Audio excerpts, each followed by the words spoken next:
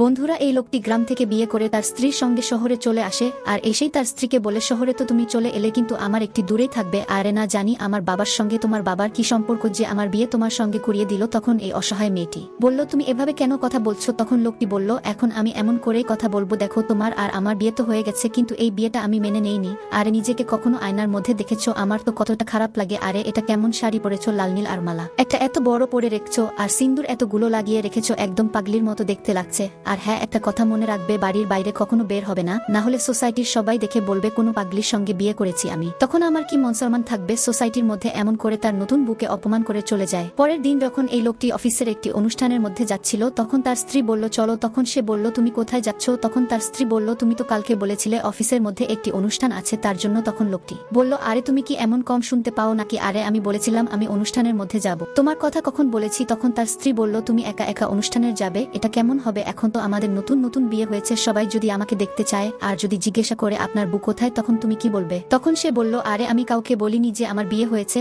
আর আমি কি বলবো সবাইকে যে গ্রামের পাগলির সঙ্গে বিয়ে হয়েছে আমার? আর হ্যাঁ, কথায় কথায় কান্না করবে না বলে দিলাম। আমি যাচ্ছি, তুমি ঘরটা একটু পরিষ্কার করো, আমি এসে যেন সব পরিষ্কার দেখি। এরপর সে অফিসের অনুষ্ঠানে চলে যায়। তারপর যখন বাড়িতে ফেরে তখন তার স্ত্রীকে মডার্ন জামা পরা দেখে অবাক হয়ে যায় আর বলে, তুমি এইসব কি করে রেখেছো? তখন সে বলল, আরে তোমার তো এইরকম ড্রেস পছন্দ, তাই আমি এমন ড্রেস পরে আছি। আর সে ইংলিশ দিয়ে তার সঙ্গে কথা বলতে লাগে যে আমাকে কেমন লাগছে দেখতে, দেখো দেখো আমি এখন মডার্ন বউ হয়ে গেছি। এইসব ইংলিশ কথা শুনে তার স্বামী অবাক হয়ে যায় আর বলে, তুমি ইংলিশ কি করে বলছো? এরপর তার স্ত্রী বলল, তোমার জানার জন্য বলে দেই, আমি ইংলিশে অনার্স করেছি। আর হ্যাঁ, তুমি আর আমি তো একই গ্রামের মানুষ, কিন্তু তুমি চাকরি পেয়ে এই 2-3 বছর শহরে থেকে গ্রামের লোকেদের কোনো দাম দেও না, এটা অনেক বড় ভুল। তুমি কি ভেবেছিলে আমি গ্রামে থাকি তাই বলে আমার কোনো কিছুর নলেজ নেই? তুমি ভুল ভাবছো। তোমার জানার জন্য বলে দেই, আমার অনেক কিছুর নলেজ আছে, আর আমি ইংলিশ বলতেও পারি আর মডার্ন ড্রেস পরতেও পারি, কিন্তু আমি যেটা ভালো লাগে আমি সেটাই পরি। আরে তোমার তো এইসব জিনিস নিয়ে প্রবলেম হতো, এখন দেখো আমি শাড়িও পরিনি আর মালাও পরিনি, আর তুমি বলো তাহলে এই সিন্দুরটাও মুছে ফেলি। এরপর এই লোকটি তার ভুল বুঝতে পারে আর তার স্ত্রীর কাছে ক্ষমা চায় আর বলে, আমার অনেক বড় ভুল হয়ে গেছে, আমাকে ক্ষমা করে দিও,